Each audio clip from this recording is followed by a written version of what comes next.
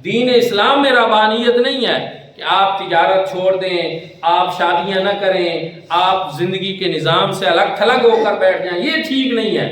لیکن رجوع اللہ کے لیے، تعلق باللہ کے لیے، اور اس چیز کے لیے کہ ہم دنیا سے کبھی کٹ بھی جائیں، پھر حضور نبی کریم صلی اللہ علیہ وسلم نے ایک پیاری سنت بنا دی کہ ٹھیک ہے ساری زندگی تو ایسے نہ گزاریں، 10 دن ایسے گزار لیں جس میں آپ دنیا کے باقی معاملات سے الگ تھلگ ہو کر اللہ رب العزت کی یاد کریں، اللہ کے گھر میں بیٹھ جائیں اور اعتکاف کر لیں۔ شب قدر کی تلاش کی، اس سے بہترین صورت کوئی نہیں۔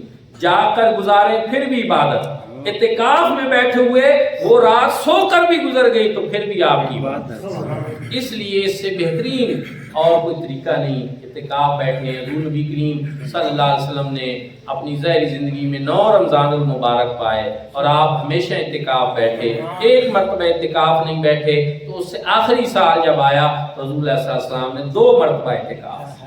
تو یہ بڑی پیاری سنت ہے حضور نبی کریم صلی اللہ علیہ وسلم کی، تو اس پر عمل کریں۔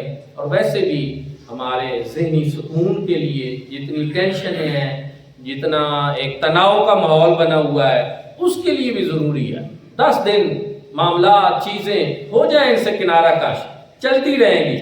آپ اپنے خالق اور مالک کی بارگاہ میں، میرے مالک میں تیرے دروازے پہ آ گئی، تیرے گھر میں آ گئی، میں بیٹھ گیا ہوں، میرے معاملات دنیا کے تیرے سپورٹ، میں تیرے سپورٹ۔ تو اللہ کی بارگاہ میں بیٹھیں تو رب تعالیٰ بڑا غفور و رحیم ہے، بہت کرم فرماتا ہے، یقیناً کرم فرمائے گا۔